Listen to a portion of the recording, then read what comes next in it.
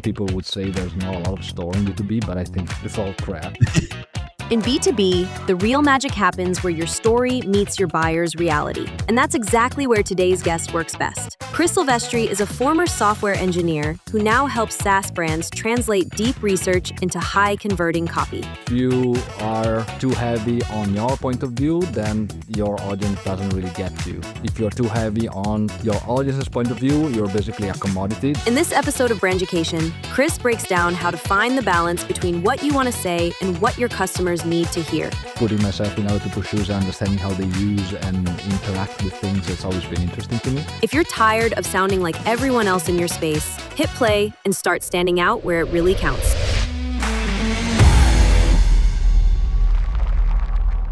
Chris Sylvestri is founder of Conversion Alchemy, where he helps brand find message market fit and increase conversions through a combination of deep research, strategic messaging, and high empathy copy. He's also pioneering smart ways to use AI without losing the human insights that actually drive conversion. Let's welcome to the show Chris Sylvestri. Chris, thanks so much for being here. Hey, Bill. Thank you so much. It's an honor. Tell me a little bit about Conversion Alchemy and how this concept came to life and where you saw the big opportunity. What was the thing that you saw in the marketplace that kind of opened this as an opportunity for you? Yeah, so it's kind of a long story, but I have a background, as you mentioned, in software engineering. And when I say software engineering, a lot of people think about web developer, but it's completely different. It's in software engineering in industrial automation. So imagine programming robots, machines that assemble components in factories, basically. So that's what I was doing. I did that for 10 years. So there was a lot of logic, but also a lot of putting yourself in other people's shoes. Mm-hmm. I was also, for example, developing and designing the touchscreen displays that these operators used. So there was a lot of UX involved in a way in it. I'm also a drummer, so I wanted to find something that was a bit more flexible as well. So I started looking how to make money online and I stumbled on different things, but the only one that stuck was copywriting. Just because I loved the psychology behind it, the understanding of decision making. And I did that on the side for a bit, and then I basically moved full-time in 2018. Did that on my own for a couple of years, and then I moved at an agency as a UX designer. So then again, I got back into the UX aspect. So maybe, I don't know, putting myself in other people's shoes or understanding how they use and interact with things, that's always been interesting to me. After 2 years there, I got back and started Conversion Alchemy, which is basically the combination of everything that I've learned in the copywriting space, combined with the user experience aspect and all the decision-making psychology behind it. And that's basically where I help B2B software companies right now, just because I've always been into the software industry, I've always been passionate about it, and also passionate about the understanding of the complex decision-making that happens in those decision-making units and buying committees. And I lately started adapting AI in my processes, so a lot of constant learning and constant evolving. Well, who knows if this is my last iteration. I think a lot of people think that transition is difficult. I started off in mechanical engineering and wound up over in art. And what I found, and I bet you have too, is that there's a similarity to the structure of what you're putting together. You're thinking about insight, you're turning that insight into opportunity, then you're converting on that. And those pathways are not really so very different, are they? Yeah, totally. And also there's the important aspect, I think, of frameworks. At the base of one of the kind of the software programs that I was developing, there was a lot of different frameworks that command the different parts of the machines. So it's kind of understanding like how do you go from those parts and those frameworks to the actual the smallest components, which to me is the copy and the actual words that you write on the website. Did that lead to your path framework that you've created? I mean, sort of watching that iterative process of development lead over into the copywriting and the work that you're doing on behalf of your clients.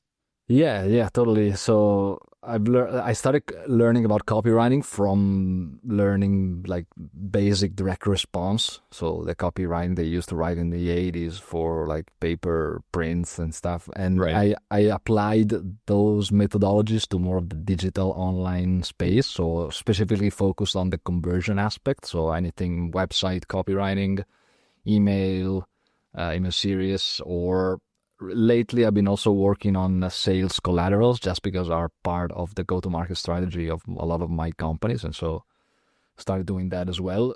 And yeah, the path framework is kind of the evolution of this iterative loop, as you said, of starting from human insight, then using AI to kind of augment it, then testing, iterating, improving your insights, and then feeding them back into the way that you actually look at human insights, so that everything is constantly improving, constantly getting better, more specific, more relevant. I love the idea of bringing that same sort of test and iterate concept to this. A lot of times I see agencies shortcut that by saying they use A/B testing as a replacement for research.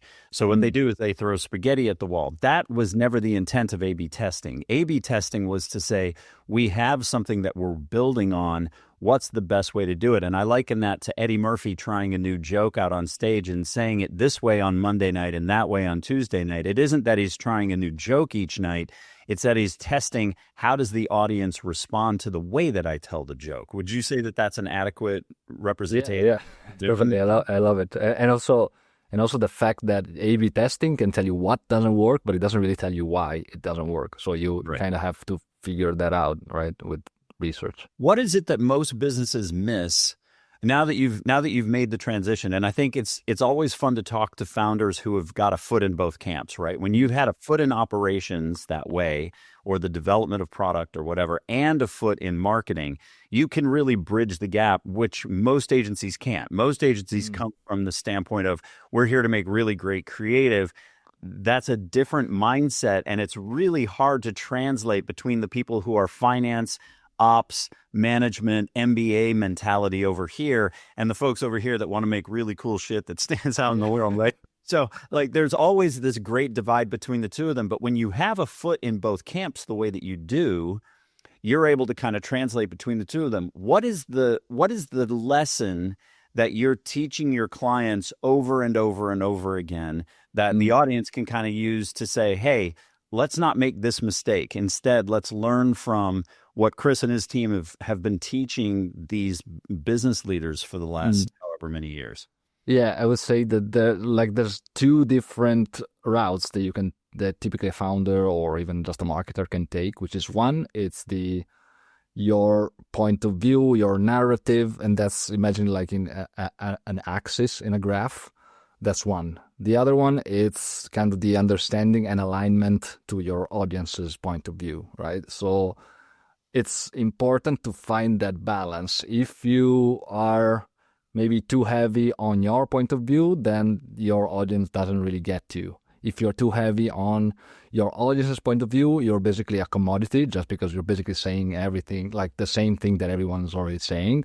And so the balance is finding out where does your specific point of view makes you unique, different, but also relevant to your target audience. So finding that middle ground, and that's done through study, understanding how your audience think, how they make decisions, what their motivations are, and also kind of unearthing at the same time the reason why you built whatever you've built that solves the problem that your audience has. So finding that middle ground, probably would say, it's also one of the biggest, most common problems that all companies that come to me have. They can't really match that balance. I find that it is easier to explain it as it's okay to have two stories. There's the story that excites you internally, and then there's the story that excites them externally. Yeah. And as long as those stories hold hands, as long as they relate to each other, then it should be okay. But I agree with you. I have found many times that the founders or the leadership teams of companies are so invested in why they did it, what the mousetrap is, et cetera. And internally that works. But when you try to, say, like, nobody wants to know why I chose to start an agency. Like, nobody cares, right? It's not relevant to them. So as passionate as I may have been about it, that doesn't mean it translates into their seeing that, hey, if he's that passionate, then I'm going to get this great result. That's too many steps for people. Yeah. How do you help them lock down Well, two questions, really. How do you help them find the insights into the target audience that they need? And how do you help them lock down internally on one story instead of being all things to all people? Yeah, so I'm a big nerd on research. I could talk about research for ages, but I think that one of the biggest factors that I'm seeing is that a lot of companies don't really have a system for conducting research, or they already have scattered research all over the place that they collected over the years, but they can't really make sense of any of it. And so what I'm trying to do with my clients as well is to think of research in a more systematized way. So I see it kind of like an iceberg. There's the part that's outside of the water, right? That's kind of the surface layer of the iceberg, which is everything that you already have access to, which could be sales calls, recordings that you already have, or reviews that you have, or that you can glean at competitors from review websites like G2, Capterra, all of those, or product insight maybe they already have. All of those, it's information that you already have available, typically, maybe like in various degrees, but it can tell you what users or what prospects are saying, kind of what language they're using, and that's super helpful. But then you need to kind of go deeper. The second layer is what I call the structural layer, which is all to do with what users or what prospects do when they interact with your copy, with your messaging. And to understand that, that's where we look at user interaction data. So heat maps, seeing where users scroll on a page, where do they click. We look at user interaction recordings. So we say we can see for every user on the website, where do they stop to read the copy, or where do they seem frustrated? And basically, that's all pieces, components of the copy that we need to adjust, right? So other things, it's product usability studies, or running usability tests, or messaging tests as well, depending on the audience. For B2B, it might be a bit more complex, but you can still do those. Once you understand what users do on the website, then you need to understand why they act. So why do they make those decisions? And that's the final layer, which is all about the qualitative data. So interviewing customers, deconstructing the strategy of your competitors, and understanding why your prospects picks a competitor over you. And one of the biggest, I think, misconception there when a lot of companies do interviews, for example, is that they do a lot of product development interviews, right? They ask, what do you like about this product? Or what would you want when you want us to build next? Mm-hmm. And they don't really dig enough into the decision making. So what is the before, the during, and after for a prospect to make the decision of signing up with you, right? What alternatives were they considering before? What drove them to search for another option? What switching cost did they have during the process? Now that they're using you, what benefits or what big problems are they solving? And then what's next for them, right? So understanding that journey, I think, is super important.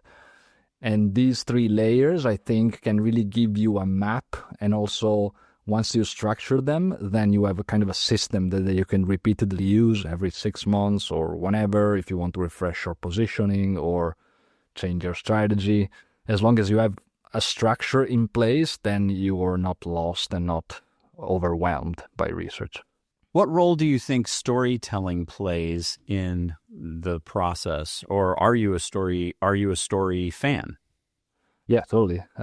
To me, I work with B2B, so a lot of people would say there's not a lot of story in B2B, but I think it's all crap. I think in B2B you can still tell your story, and but for me, it's up to me as a copywriter, messaging strategist to uncover it from the founders that I speak to. So I try to ask them a lot of might be counterintuitive or kind of challenging questions, like what's the biggest problem or mistake you're seeing your customers do, or what are some myths, lies, or misconceptions that you're seeing in your industry, or even like what pisses you off about your current industry, and how would you want to solve it, or are you solving it?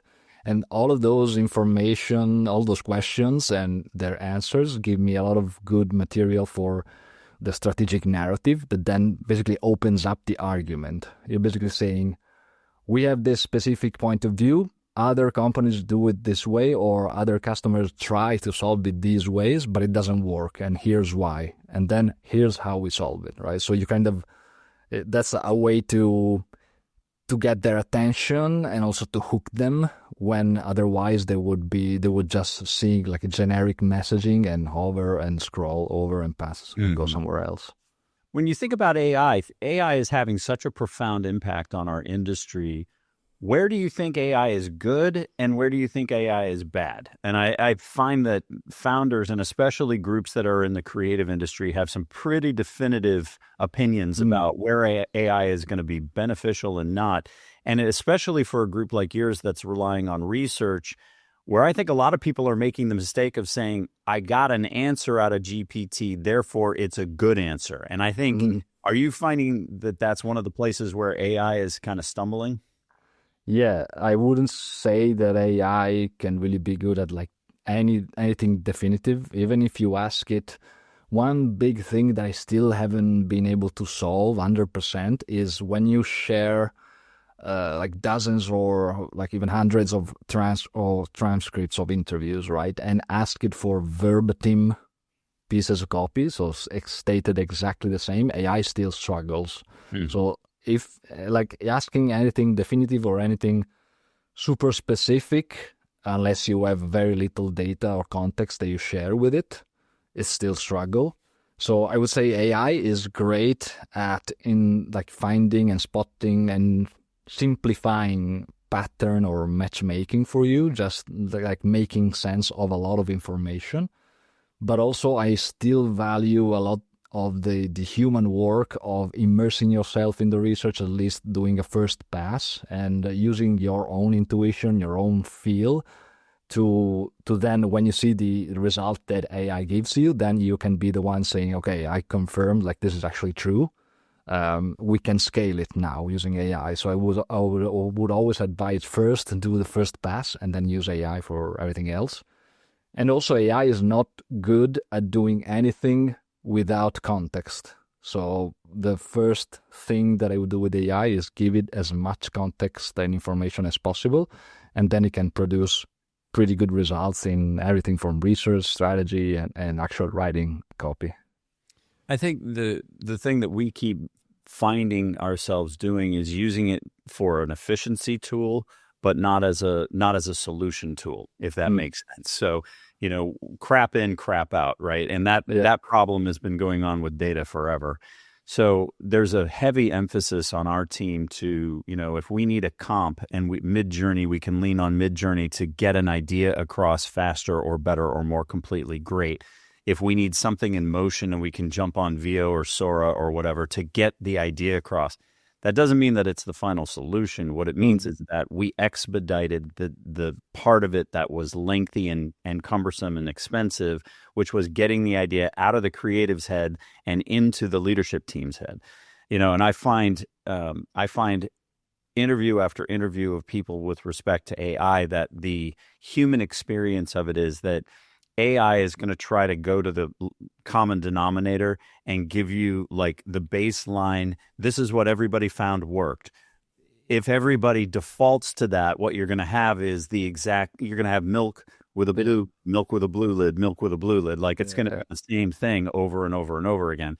And I don't think business leaders have figured that out just yet. So there are some really good things you can do with AI. But what I've also found is that I think the big wave of fear that happened in the beginning that AI is going to replace us all very quickly dissipated, in the sense that you still have to have someone who understands. Like, I could have an automated kitchen, but if I don't know what to say to cook or how to blend the ingredients, AI can't do that. It can't intuit that. So you still, in essence, what you have is a massive efficiency toolbox now, much more than a replacement of things. Are you finding that that's true on your side as well? Yeah, for sure. I'm always the other day I was on LinkedIn, and someone because I'm also looking into all these synthetic research platforms, so platforms that use AI to simulate your customer personas, and you can do research. And someone says like AI can't really be like intuitive or human can't really express itself as a human would, like in a piece of coffee, for example. Like you would never say, the other day I was anxious when I was in front of the freezer at 9 p.m. And I wanted to eat that extra cheesecake just because I was stressed, right? Right. So actually, what I did was, so one of the guys that posted that also posted from his synthetic research platform a simple sentence that basically reflected the fact that AI actually got that parameter, that theme. The thing is, it wasn't expressed as I'm hungry at 9 p.m. because I'm stressed. It was very generic, very bland, right? Like what AI would give you. So what I did, which is the extra step that I think a lot of people don't do, I went to ChatGPT and asked it, hey, can you write this to me in a more vivid, human-like way? Even use hyper-detailed expressions if you can. And ChatGPT gave me almost the exact sentence, like even including 9 p.m. in the phrase, which was pretty incredible, like from one simple prompt. So I think a lot of people say AI can really do like the job of a human or can really get close, but then they don't do the extra work that humans are supposed to do to actually make it better and make their work better as well. So what's next on the horizon for you all? What's the new thing that you're focused on, or what can brands that you work with expect from you all next as a part of your evolution? Yeah, as I said, I'm looking a lot into this synthetic research field just because I'm super interested in it and the potential, just because working in B2B for me, one of the biggest problems was also always being able to test messaging as well with the right personas. Like you can imagine, it's hard to ask a CMO or a CFO or a founder to spend an hour giving you feedback, giving an interview. Sometimes you can if they're good customers, but a lot of times it's super expensive, time consuming. So synthetic research, I think, has a lot of potential. Obviously, if you combine it with real research and real human data. So that's always the foundation for us. And in general, just keep working, keep looking into AI tools. I try to test as much as possible, as many tools as possible, just because I think the people that will actually be able to stand out in the age of AI are the people that are actually up to date on everything that happens and actually integrate these tools in their own work and master them, I think. Chris, what kind of changes have you seen for clients that adopt this kind of mentality, that move off of just talking about the product and start creating these more, we didn't even get to the role that experience plays in this, and maybe we take a second to touch on that as well, because I think it's a piece that's often misunderstood, right? It's like, well, if we build this amazing mousetrap and we get it into their hands, well, then the experience will take care of itself. What kind of changes or transformations do you see on behalf of these businesses when they adopt this? Is it a small change? Is it a big change? What can they kind of expect as a part of adopting this? It's definitely a different perspective, just because they learn the way they experience, the way that their customers see them. One of the biggest aha moments for my clients is when we actually run customer interviews, and they're pretty in-depth interviews, following mostly the jobs to be done methodology. So again, covering the before, during, and after to map that progress. And it's really cool to see how some of that vivid language that we uncovered, then we integrate in the copy. Once we present the copy to clients, you can see that they feel it inside. It's like something unlocked, because they realize, like, wow, like for the first time I can speak like my customers speak, because they have a lot of conversations sometimes with their customers, but they don't translate those into the actual messaging that they then use, right? So it's cool to see how they start changing perspective and they see the possibility in actually learning more about their customers and aligning more to them. What kind of changes to their business success do they have? Definitely, well, with the copy, it's mostly about conversions. So for most of my clients, it's anything between 20% to 60% conversion increases a lot of times. And obviously depend from the stage. All from just telling it a different way. Exactly. Yeah. Pretty amazing, isn't it? Yeah. Chris, if people wanted to get in touch with you and learn a little more, or they've got a SaaS company that needs support, where can they find you? So our website is conversionalchemy.net. I have a scorecard there that you can take to kind of map out where you stand in terms of positioning, messaging strategy, and copy, and it gives you kind of an evaluation. Or I'm typically on LinkedIn, so if you want to connect and we can have a chat, I'm always trying to post and experiment and learn over there. Chris, thanks so very much for giving us some of your time today. I know you've got a full plate. We really appreciate it. I think the audience is going to benefit a lot from hearing this approach and the insights and the results that you have helped people to achieve. So thank you again so much for giving us some of your time today. Thank you so much, Bill.